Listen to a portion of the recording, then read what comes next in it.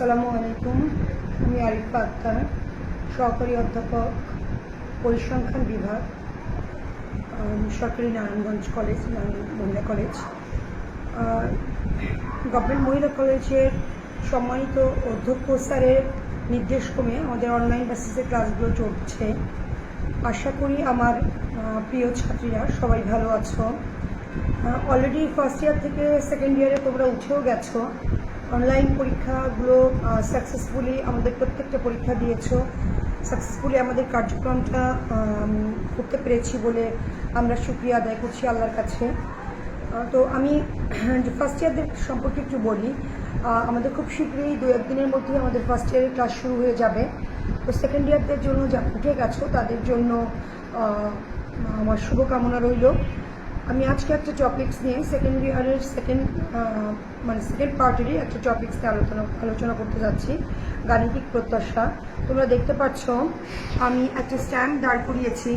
রাকিব 3টি মুদ্রা একত্রে নিক্ষেপ করলো।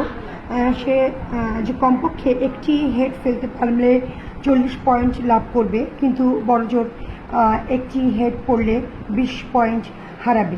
বাকি রাকিব 45 পয়েন্ট প্রত্যাশা করে। উদ্দীপক 2, বিপিএল ক্রিকেট খেলায় একজন বোলারের উইকেট প্রাপ্তির সম্ভাবনা অপেক্ষক px = অ্যাবসলিউট মডুলাস চিহ্ন দেখতেই পাচ্ছ 2 - x, অ্যাবসলিউট চিহ্ন close divided by k। x এর মান, this are the variable, x এর মানগুলো দেওয়া আছে। প্রশ্নগুলো হচ্ছে আমাদের সম্ভাবনা বিন্যাস কি, ভেরিয়েন্স অফ 5, v of 5 = 0 ব্যাখ্যা করো। নাম্বার গতে বলছে উদ্দীপক -2 হতে k এবং এক্সপেকটেশন অফ x এর মান নির্ণয় করো। নাম্বার ঘতে বলছে উদ্দীপক 1 হতে রাকিবের প্রত্যাশার যথার্থতা যাচাই করো। তোমরা দেখতে পাচ্ছ স্ট্যাম্পটা দুটো দাঁড় করিয়েছি, উদ্দীপক 1, উদ্দীপক 2। সুতরাং উদ্দীপক 1 এর সাপেক্ষে একটা বলছে, উদ্দীপক 2 এর সাপেক্ষে একটা বলছে। ফার্স্ট কোশ্চেনটা আমাদের ছিল সম্ভাবনা বিন্যাস কি। কোনো বিচ্ছিন্ন দৈব চলকের প্রতিটি মানের বিপরীতে উহাদের নিজ নিজ সম্ভাবনা যে সারণীতে উপস্থাপন করা হয় সেটি সম্ভাবনা বিন্যাস। জ্ঞানমূলক, সো এটা ডিফাইন করবার মতো তেমন কিছু নয়, প্রত্যেকে মেমোরাইজ করার মতো। বা আমি ফার্স্ট ইয়ারদেরও যখন আমি সেকেন্ড পোর্শনে পড়িয়েছি, আমাদেরকে সেকেন্ড পোর্শন পড়াতে হয়, তখনও অলরেডি আমি এটা আলোচনা করেছি। নাম্বার খ, আমরা জানি কোনো ধ্রুবকের ভেদাঙ্ক 0, এটা আমরা জানি। উদ্দীপক -2 হতে পারে। প্রবাবিলিটি অফ x = কি দেওয়া আছে, 2 - x divided by k। x এর মান কত বসাবো, একবার 3, 4, 5, 6, 7। আমরা রেসপেক্টিভলি মানটা বসিয়ে যাব। রেসপেক্টিভলি মানটা বসিয়ে তোমরা দেখছো 2 - 3, দ্যাট মিনস -1, কিন্তু আমি এখানে কি লিখেছি 1 ডিভাইডেড বাই k। কেন, মডুলাস চিহ্ন আছে, দ্যাটস ওয়াই আমি কোনো নেগেটিভ মান গ্রহণ করছি না। আমি মডুলাস চিহ্ন থাকার কারণে আমি পজিটিভ মান দিয়েছি। তাহলে এই যে সারণীটা, এটা সম্ভাবনা বিন্যাসের একটা সারণী। প্রথম ক নাম্বারে যেটা জ্ঞানমূলকে যেটা আমরা সংজ্ঞায় পড়লাম, সেটা কিন্তু আমরা টেবিলটার মাধ্যমে দেখতে পাচ্ছি। তাহলে এই মান থেকে আমরা অবভিয়াসলি p of x এর মানটা আমরা এইভাবে সারণীর মাধ্যমে পেয়ে যাব। আমরা জানি সকল সম্ভাবনার সমষ্টি 1, মানে টোটাল প্রবাবিলিটি মানটা 1। That means summation of px = 1। Summation of px কত পেয়েছি, 1 divided by k, 2 divided by k, 3 divided by k। এগুলো কি আমরা p of x এর মান। তাহলে সামেশন অফ px কত থেকে মান যাবে, লোয়ার লিমিট কত, x = 3, আপার লিমিট কত 7। দেখো লোয়ার লিমিট 3, আপার লিমিট 7। সো আমরা প্রবাবিলিটি অফ x এর মানগুলো যা পেয়েছি =1। জাস্ট আমরা তোমরা ছোটবেলায় যেমন করেছো উপর নিচ গুণ করে k এর মানটা গুণ করে আমরা k = পেয়ে গেলাম 15। ইজিলি আমি ক্যালকুলেশনটা বোঝানো যাচ্ছে, এটা যোগ কিছু বোঝানোর তেমন কিছু আছে বলে মনে হয় না। আমরা 15 ডিভাইডেড বাই k আর k গুণ করলে =15। এখন k এর মান x এর সম্ভাবনা বিন্যাসে বসিয়ে পাই, x = 3, 4, 5, 6, 7। আর প্রবাবিলিটি অফ x আগের যে সারণীটা পেয়েছি সেই সারণীতে কিন্তু k এর মানটা আমাদের ওখানে ছিল। দ্যাট মিনস তখন আমরা ফাইন্ড আউট করে পারিনি, এখন আমরা ফাইন্ড আউট করেছি।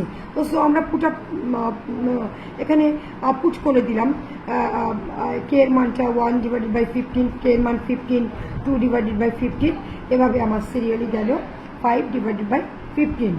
এখন আমরা বলছি প্রত্যাশিত মান, expectation of X is equal to sum of X into probability of x.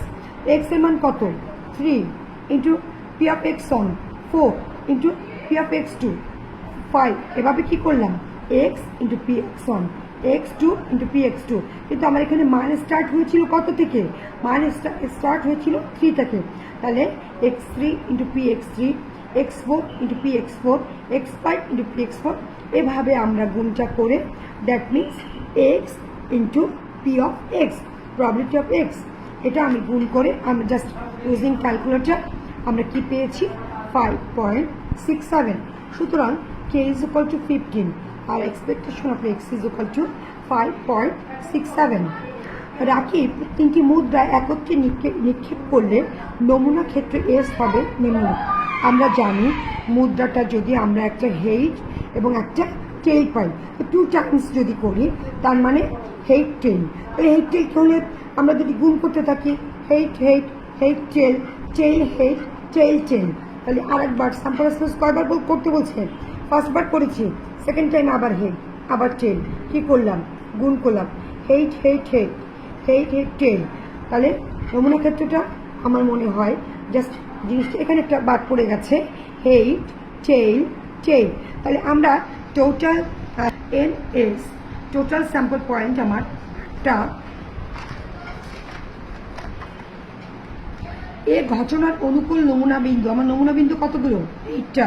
তোমরা দেখতে পাচ্ছ H S T, H S T, H T H, H T T, that means আমরা টোটাল স্যাম্পল পয়েন্ট পেয়েছি 8। N of A is equal to আমার probability of n of A is equal to 7 divided by n of S. Total মানে প্রত্যেক probability আমরা কি জানি? অনুকূল উপাদান সংখ্যা ডিভাইডেড বাই মোট উপাদান সংখ্যা। তাহলে অনুকূল উপাদান সংখ্যা হচ্ছে 7, এন অফ এর মান আমরা 7।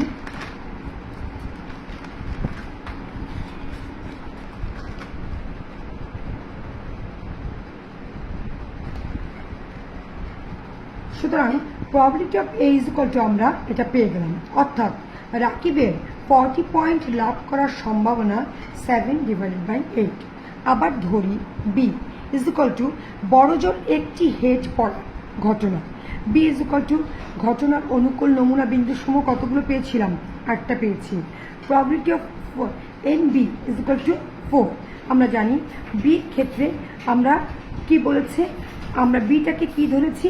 বড়জোর একটি হেড পড়ার সম্ভাবনা। বড়জোর একটি তার মানে একটির বেশি নয়। তাহলে এখানে একটা হেড আছে, এখানে একটা হেড আছে, এখানে একটা হেড, এখানে কোনো হেড নাই। তাহলে বড়জোর একটা হেড পাওয়ার সম্ভাবনা আমাদের থাকছে N of B is equal to N divided by S.